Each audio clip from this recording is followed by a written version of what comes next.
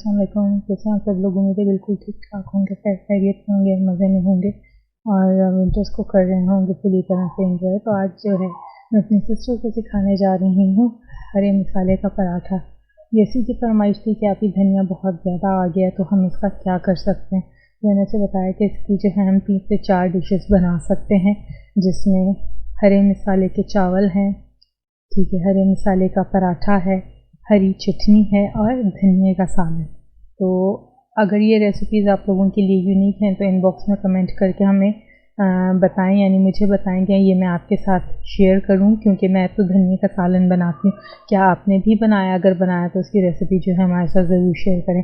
तो यहाँ पर जो है मैंने हरा मसाला पीस लिया था, जिसमें मैंने लिया था धनिया, पुदीना और हरी मिर्च। इसको जो है मैंने मिक्सी में पीस लिया था थोड़ा सा पानी डाल के, और उसके बाद जो है मैंने एक छलनी की मदद से इसका सारा पानी निकाल लिया। और वो पानी जो है ज़ाया नहीं करना, उसकी हम बनाएंगे चटनी। तो जी, कोई भी चीज़ जो है वो ज़ाया नहीं होती है। और यहाँ पर जो है हरा मसाला मैंने पानी इसका निकाल लिया था, और सिस्टर ने जो है रोटियाँ बेल ली थी तो उसको मैंने इंस्ट्रक्ट किया था कि इसके ऊपर जो है आपने स्प्रेड करना है हरा मसाला इवनली।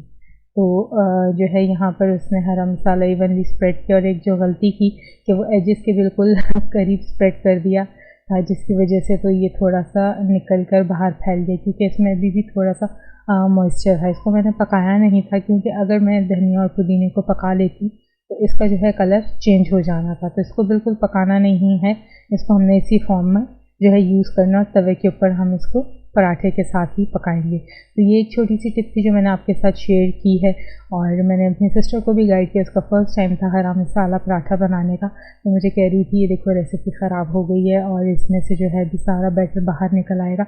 मैंने कहा कोई इशू नहीं है, जो इसका मॉइस्चर है वो निकलेगा तो खैर है, आप इसको बेलो, और नेक्स्ट टाइम जो है आपने एजेस से थोड़ा हटा के इसके अंदर फिलिंग करनी है। तो ये छोटी छोटी मिस्टेक्स होती हैं जिनसे सीखा जाता है, और फिर याद रख लिया जाता है कि नेक्स्ट टाइम जो है हमें ये वाली मिस्टेक नहीं करनी है। तो यहाँ पर इसने जो है पराठा बेल लिया था और उसको तवे के ऊपर डाल दिया। तो यहाँ पर एक चीज़ और, एक टिप मैं शेयर करूँगी कि फ्लेम को जो है आपने मीडियम ही रखना है। अगर बहुत तेज़ फ्लेम रखेंगे तो वो एकदम से पकेगा, और जो इसके अंदर हमने हरा मसाला भरा हुआ है वो प्रॉपर्ली पक नहीं सकेगा।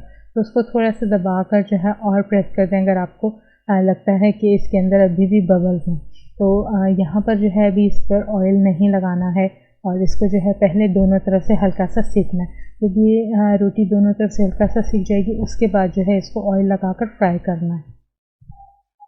तो आप भी हमारे साथ शेयर करें अगर आपके पास भी इस तरह की किचन रिलेटेड, कुकिंग रिलेटेड कुछ यूनिक टिप्स हैं, जैसे मैं आप लोगों के साथ शेयर करती हूँ अपनी यूनिक टिप्स। तो खुशबू जो है बहुत मज़े की उठ रही थी। मम्मा ने आके पूछा आप लोग क्या बना रहे हो? हरे मसाले का सालन पका रहे हो। मैंने कहा नहीं, इसको ना मैं पराठा बनाना सिखा रही था। के कहती अच्छा कुकिंग क्लासेस चल रही। मैंने कहा हाँ, बस मुझे जो पानी में नमक मिर्च घोलना आता है थोड़ा बहुत, तो मैंने कहा इसको भी सिखा दूँगी नमक और मिर्च पानी में कैसा घोला जाता है। तो जोक्स अपार्ट है, थोड़ी बहुत कुकिंग तो मुझे आती ही है। मैं मतलब कोई एक्सपर्ट शेफ़ नहीं हूँ, लेकिन मैं काफ़ी अच्छा पका लेती हूँ। तो यहाँ पर मैंने पराठे पे लगा दिया था ऑयल, और जो है अपने मर्ज़ी के मुताबिक इसके ऊपर ऑयल लगाना है। दोनों तरफ से तलना चाहते तो दोनों तरफ से ऑयल लगा लें। मैं एक ही तरफ से ऑयल लगाती हूँ और इसको जो है तल लेती हूँ। तो ये आप पे डिपेंड करता है, और ये बहुत ही मज़े का पराठा बनता है। और इसके साथ आप जो है चाय बना लें, चाय के साथ बहुत मज़े का लगता है। और जो है धनिए की चटनी या पुदीने की चटनी हो या दही वाली कोई सी भी चटनी, तो उसके साथ इसका मज़ा लाजवाब होता है। तो ये करारा सा पराठा तैयार हो गया था, बहुत अच्छी इसकी हरे मसाले की खुशबू उठ रही थी। तो मैंने जो है फिर एग्जॉस्ट ऑन कर दिया था कि मिर्चें हैं इसके अंदर, और इसकी स्मेल जो है ना वो फिर पापा के लिए नुकसान देना हो कि उन्हें खांसी लग जाए मिर्चों की वजह से। तो यहाँ पर ये देखें पूरा जो हरा मसाला है वो अच्छे से पक गया है। तो बिल्कुल इसी तरह पकाना है, इसी लेवल पे।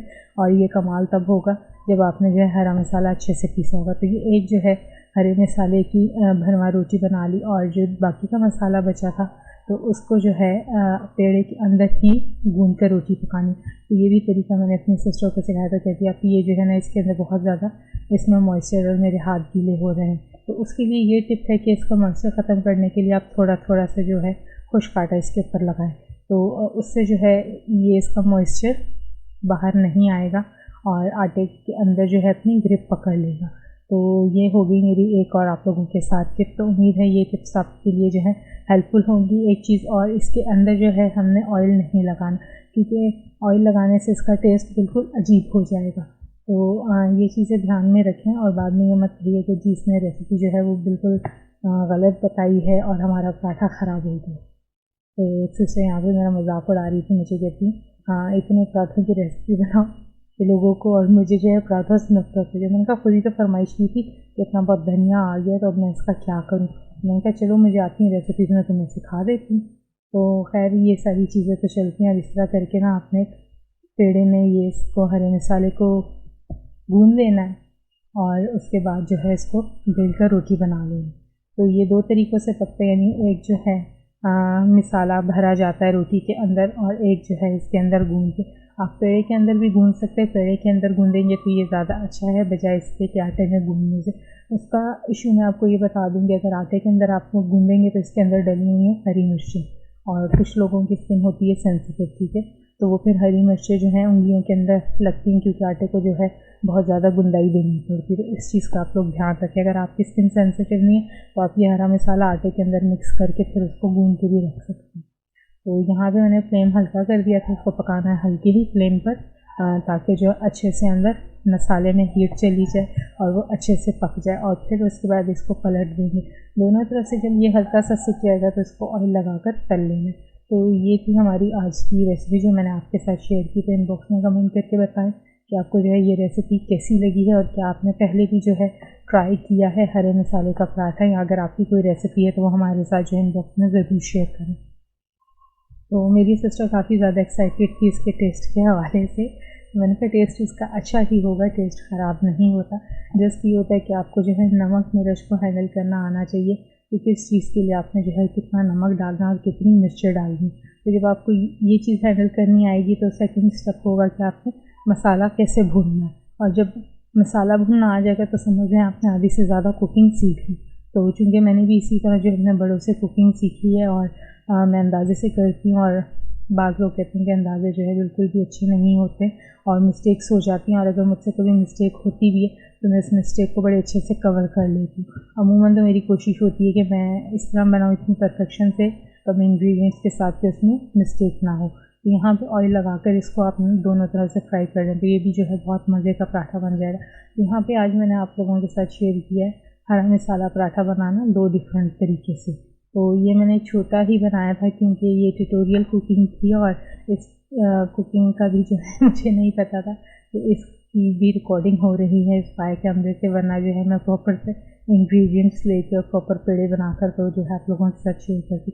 और फिर मेरा सेकेंडली ये भी नहीं था कि ये वीडियो मैं आपके साथ शेयर करूँ, बट मेरी रिसर्चर ने कहा नहीं ये ब्लेंडर्स वाली वीडियो है तो ये ज़रूर अपलोड करनी। तो यहाँ पर जो है इसने कहा मैं तो नहीं खाऊंगी अगर मेरी तबीयत ख़राब हो गई थी। मैंने कहा चलो कोई बात नहीं, इसको जो है मैं ही ट्राई करती। तो दही जो है मैंने वही वाली ली है जो हमारे घर लस्सी नुमा दही आई थी और पड़ी हुई थी कल की।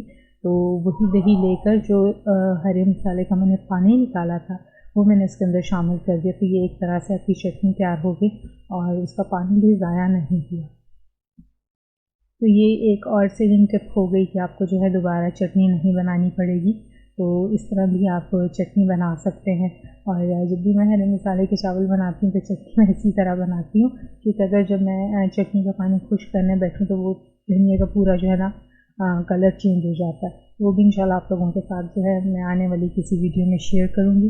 तो यहाँ पर मुझे रहेगा आपके कमेंट्स का इंतज़ार। और हम लोगों ने बहुत ज़्यादा एंजॉय किया था, सिस्टर को बहुत ज़्यादा पसंद आया था। मुझे कहती कैसे मैं दीदों की तरह खा रही है। तो मैंने कहा जब मैं किचन का इतना काम करूँ तो मैं खाऊँ भी ना।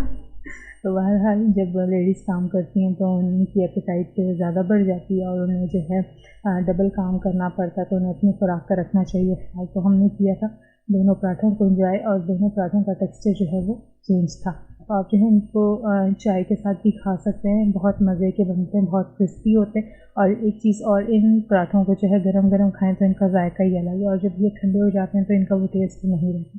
यहाँ मैं चाहूँगी आप लोगों से इजाज़त, मुलाकात होती है एक नई वीडियो, एक नई कुकिंग टिप और नई रेसिपी के साथ। अपना ख्याल रखिएगा, तब तक के लिए फ़ी अमान अल्लाह।